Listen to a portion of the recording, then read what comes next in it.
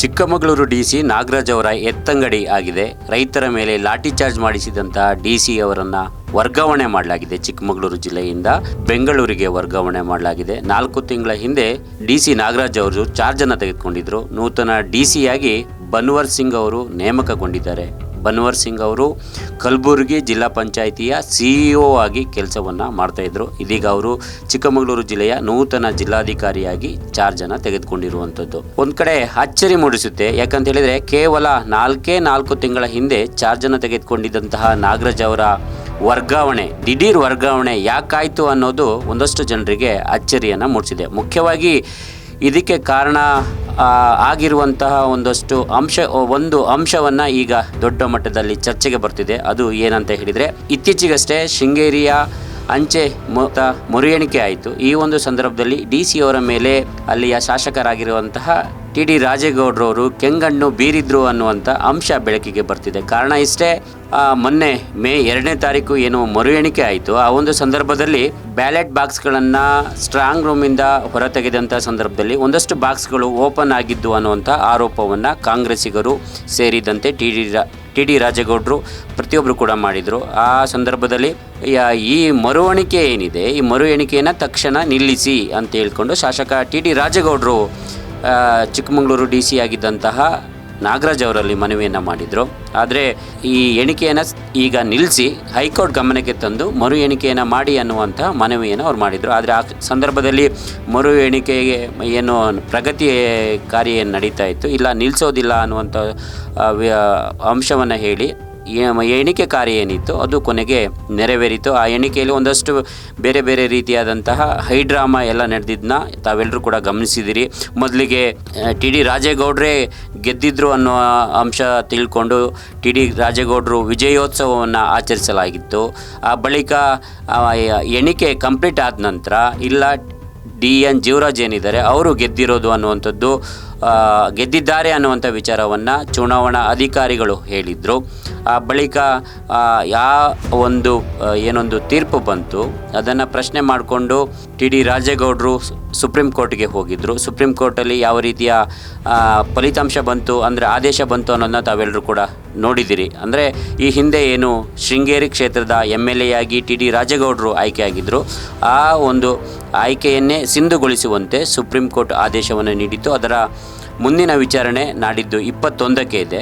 ಈ ಮಧ್ಯದಲ್ಲಿ ಇಷ್ಟೆಲ್ಲ ಒಂದಷ್ಟು ಬೆಳವಣಿಗೆಗಳು ಕೂಡ ಆಯಿತು. ಹಾಗಾಗಿ ಯಾವಾಗ DC ಅವರು ತಮ್ಮ ಮಾತನ್ನು ಕೇಳಲಿಲ್ಲ, ಶೃಂಗೇರಿಯ MLA ಆಗಿರುವಂಥ TD ರಾಜೇಗೌಡರು ಇವರ ಒಂದು ವರ್ಗಾವಣೆಗೆ ಸೂಚಿಸಿದರು ಅನ್ನುವಂಥ ವಿಚಾರಗಳು ಕೂಡ ಬರ್ತಾ ಇರುವಂಥದ್ದು. ಇದು ಒಂದು ಕಡೆಗಾದರೆ, ಇನ್ನೊಂದು ಕಡೆಗೆ ಇದೇ DC ಆಗಿರುವಂಥ ನಾಗರಾಜ್ ಅವರು ಕಳೆದ ಫೆಬ್ರವರಿಯಲ್ಲಿ ನಡೆದಂಥ ಒಂದು ರೈತರ ಮೇಲೆ ನಡೆದಂಥ ಲಾಠಿ ಚಾರ್ಜ್ನಲ್ಲಿ ಯಾವ ರೀತಿಯಾಗಿ ನಡೆದುಕೊಂಡ್ರು ಅನ್ನುವಂಥದ್ದು ಕೂಡ ಕೇವಲ ಚಿಕ್ಕಮಗಳೂರು ಮಾತ್ರ ಅಲ್ಲ, ಇಡೀ ಅನ್ನದಾತ ಸಮುದಾಯ ನೋಡಿದೆ, ರೈತರು ನೋಡಿದ್ದಾರೆ. ರೈತರ ಮೇಲೆ ಲಾಠಿ ಎತ್ತಿಸುವಂಥ ಕೆಲಸವನ್ನು DC ನಾಗರಾಜ್ ಅವರು ಮಾಡಿದರು. ಅಂದರೆ ಚಿಕ್ಕಮಗಳೂರಿನ ಒಂದು ಇತಿಹಾಸದಲ್ಲೇ ಈ ರೀತಿಯಾಗಿ ರೈತರ ಮೇಲೆ ಲಾಠಿ ಚಾರ್ಜ್ ಮಾಡಿಸಿದಂತಹ ನಿದರ್ಶನಗಳು ಸದ್ಯಕ್ಕೆ ಇರಲಿಲ್ಲ. ಆದರೆ ಯಾವಾಗೋ 1983ರಲ್ಲಿ ಒಂದು ಸರಿ ಈ ರೀತಿ ಆಯಿತು ಅನ್ನುವಂಥ ವಿಚಾರವನ್ನು ಒಂದಷ್ಟು ಜನರು ಹೇಳ್ತಾರೆ. ಆ ಬಳಿಕ ಒಂದು ರೀತಿಯಾದಂಥ ಕರಾಳ ಇತಿಹಾಸಕ್ಕೆ ಇದೇ DC ಅವರು ಕಾರಣ ಆಗ್ತಾರೆ. ಅಲ್ಲಿ ಏನೊಂದು ಕಾಡಾನೆ ದಾಳಿಯಿಂದ ಸರಣಿ ಸಾವಾಗಿತ್ತು. ಈ ಸರಣಿ ಸಾವಿನಿಂದ ಬೇಸತ್ತಂಥ ಜನ, ರೋಸಿ ಹೋದಂಥ ಜನ ನಮಗೆ ನ್ಯಾಯ ಬೇಕು ಅಂತೇಳಿ ಒತ್ತಾಯವನ್ನು ಮಾಡಿದರು. ಕಾಡಾನೆ ದಾಳಿಗೆ ಬ್ರೇಕ್ ಹಾಕಬೇಕು ಅಂತ ಹೇಳ್ಕೊಂಡು ಆಗ್ರಹಿಸಿ ಧರಣಿಯನ್ನು ಮಾಡಿದರು. ಚಿಕ್ಕಮಗಳೂರು ತಾಲೂಕಿನ ಕಡಬಗೇರಿಯಲ್ಲಿ ಧರಣಿಯನ್ನು ಮಾಡಿದರು, ರಸ್ತೆ ತಡೆಯನ್ನು ನಡೆಸಿದರು. ಆದರೆ ಆ ಒಂದು ರಸ್ತೆ ತಡೆ ಏನು ಮಾಡ್ತಿದ್ರು, ಅದಕ್ಕೆ ಸ್ಪಂದಿಸಬೇಕಾದಂತಹ DC SP ಆಗಲಿ ಬೆಳಗ್ಗೆಯಿಂದ ರಸ್ತೆ ತಡೆ ನಡೀತಾ ಇರುತ್ತೆ, ಸಂಜೆವರೆಗೂ ಕೂಡ ಆ ಕಡೆ ಮುಖ ಹಾಕುವಂಥ ಕೆಲಸವನ್ನು ಮಾಡೋದಿಲ್ಲ. ಕೊನೆಗೆ ಸಂಜೆ 4:30-5 ಗಂಟೆ ಅಷ್ಟೊತ್ತಿಗೆ ಹೋಗಿ ಏಕಾಏಕಿ ಏನೋ ಒಂದು ಪ್ರತಿಭಟನೆಯನ್ನು ಮಾಡ್ತಿರ್ತಾರೆ, ಅವರ ಮೇಲೆ ಲಾಠಿ ಚಾರ್ಜ್ ಮಾಡಿಸುವಂತಹ ಕೆಲಸವನ್ನು ಇದೇ DC ಅವರು ಕೈಗೊಳ್ತಾರೆ. ಅಮಾಯಕರನ್ನು ಕೂಡ ಒಂದು ರೀತಿಯಾಗಿ ಅಮಾನುಷ ರೀತಿಯಲ್ಲಿ ಲಾಠಿ ಚಾರ್ಜ್ ಆಗುತ್ತೆ. ಸಿಕ್ಕವರ ಮೇಲೆ ಪೊಲೀಸ್ನವರು ಒಂದು ರೀತಿಯಲ್ಲಿ ರಾಕ್ಷಸರಂತೆ ದಾಳಿಯನ್ನು ಮಾಡ್ತಾರೆ. ನೀವು ನೋಡ್ತೀವಿ ಆ ಎಲ್ಲ ಚಿತ್ರಣಗಳನ್ನು ಪಬ್ಲಿಕ್ ಇಂಪ್ಯಾಕ್ಟ್ ನೇರವಾಗಿ ಆ ದಿನ ತೆರೆದಿಟ್ಟಿತ್ತು. ಇನ್ನೂ ಕೂಡ ಒಂದು ರೀತಿಯಾಗಿ ದುರಂತ ಅಂತ ಹೇಳಿದರೆ, ಈ ಲಾಠಿ ಚಾರ್ಜ್ ಆಗುವಂಥ ಸಮಯದಲ್ಲಿ ಇದೇ SP ಹಾಗೂ DC ಅವರು ಆ ಲಾಠಿ ಚಾರ್ಜನ್ನು ಎಂಜಾಯ್ ಮಾಡ್ತಾ ಇರ್ತಾರೆ, ವಿಕೃತ ನಗುವನ್ನು ಬೀರ್ತಾ ಇರ್ತಾರೆ.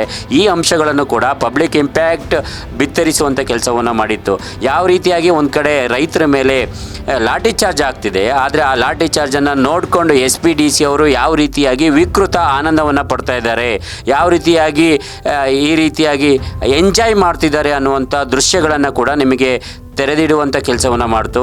ಎಲ್ಲೋ ಒಂದು ಕಡೆ ಹೇಳ್ತಾರೆ, ಕರ್ಮ ಯಾರನ್ನು ಕೂಡ ಬಿಡೋದಿಲ್ಲ ಅಂತ ಹೇಳ್ಕೊಂಡು. ಆ ಕರ್ಮದ ಮೇಲೆ ಎಷ್ಟು ಜನಕ್ಕೆ ನಂಬಿಕೆ ಇದೆಯೋ ಇಲ್ವೋ ಗೊತ್ತಿಲ್ಲ. ಆದರೆ ಎಲ್ಲೋ ಒಂದು ಕಡೆ ಈ ರೀತಿಯಾದಂಥ ಬೆಳವಣಿಗೆಗಳನ್ನು ನೋಡಿದಂಥ ಸಂದರ್ಭದಲ್ಲಿ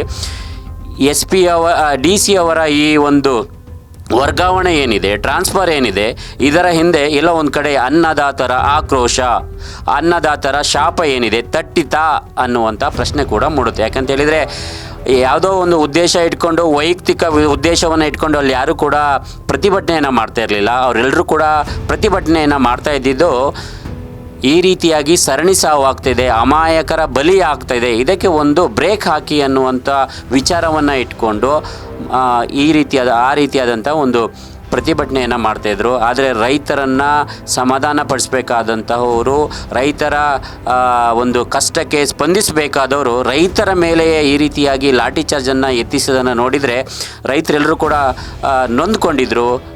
ಕೊನೆಗೆ ಬರೀ ಲಾಠಿ ಚಾರ್ಜ್ ಮಾಡಿದ್ದಲ್ಲ, ಅಲ್ಲಿ ಯಾರು ಅವತ್ತು ಪ್ರತಿಭಟನೆಯಲ್ಲಿ ಭಾಗಿಯಾಗಿದ್ದರು ಅವರ ಮೇಲೆ ಸಾಲು ಕೇಸುಗಳನ್ನು ಹಾಕಿಸಿ ಅವರನ್ನು ಕೂಡ ಕೋರ್ಟಿಗೆ ಅಲೆಯುವಂತೆ, ಪೊಲೀಸರ ಭಯದಲ್ಲಿ ಇಡುವಂತೆ ಮಾಡಿದರು. ಆದರೆ ರೈತರು ಯಾರು ಕೂಡ ಆ ಸಮಯದಲ್ಲಿ ಬಗ್ಲಿಲ್ಲ.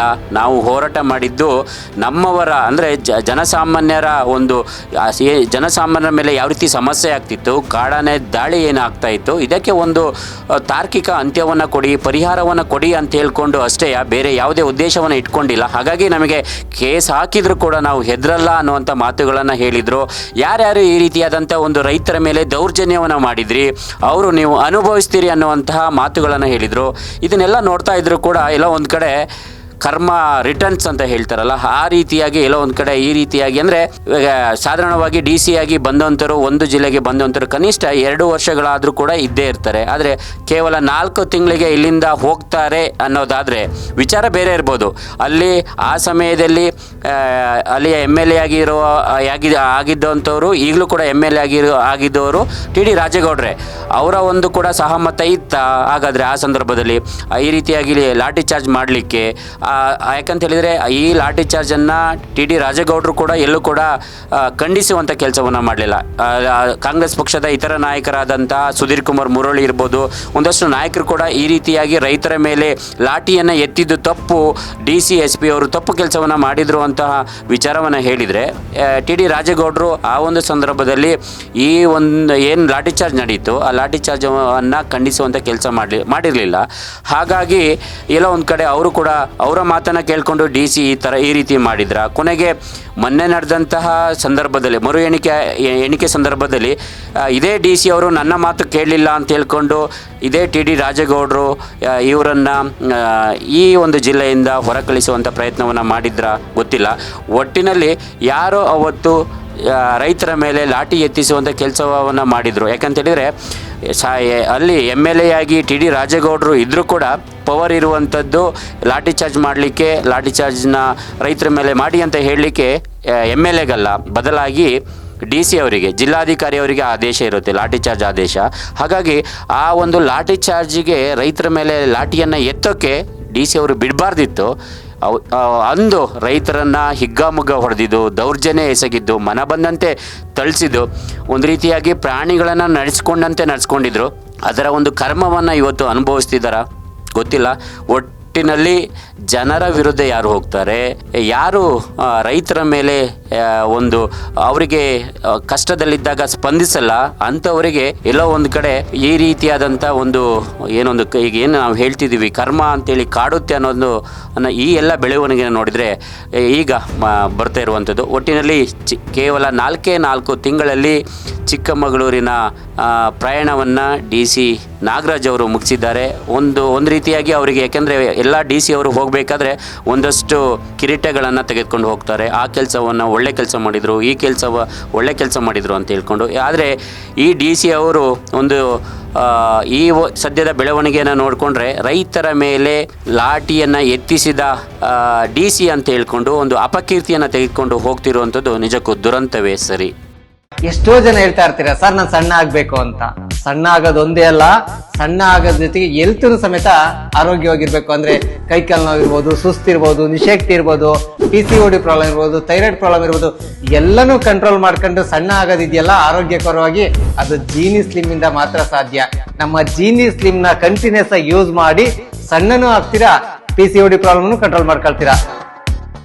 ಇಂತಹ ನೈಜ ಕುತೂಹಲ ಭರಿತ ಸುದ್ದಿಗಳು ನಿಮಗೆ ಸಿಗಬೇಕಂದ್ರೆ ರಾಜ್ಯದ ಪ್ರತಿಷ್ಠಿತ ಜನಪರ ಡಿಜಿಟಲ್ ಸುದ್ದಿ ಮಾಧ್ಯಮ ಪಬ್ಲಿಕ್ ಇಂಪ್ಯಾಕ್ಟ್ ಚಾನೆಲ್ ಅನ್ನು ಯೂಟ್ಯೂಬ್ನಲ್ಲಿ ಸಬ್ಸ್ಕ್ರೈಬ್ ಮಾಡ್ಕೊಳ್ಳಿ. ವಿಡಿಯೋ ಇಷ್ಟವಾದರೆ ಲೈಕ್ ಮಾಡಿ, ನಿಮ್ಮಿಷ್ಟದವರಿಗೆ ಶೇರ್ ಮಾಡಿ ನಮ್ಮನ್ನು ಪ್ರೋತ್ಸಾಹಿಸಿ. ಹಾಗೆಯೇ ಫೇಸ್ಬುಕ್ನಲ್ಲಿ ಪಬ್ಲಿಕ್ ಇಂಪ್ಯಾಕ್ಟ್ ಫಾಲೋ ಮಾಡೋದನ್ನು, ಇನ್ಸ್ಟಾದಲ್ಲಿ ಜೊತೆಯಾಗೋದನ್ನು ಮಿಸ್ ಮಾಡಬೇಡಿ. ಜಾಹೀರಾತು ಹಾಗೂ ಬಿಸ್ನೆಸ್ ಪ್ರಮೋಷನ್ಗಾಗಿ ಸಂಪರ್ಕಿಸಿ 9606037450 ಅಥವಾ 9353224116. ಇದು ಪಬ್ಲಿಕ್ ಇಂಪ್ಯಾಕ್ಟ್, ಜನಶಕ್ತಿಯೇ ನಿರ್ಣಾಯಕ.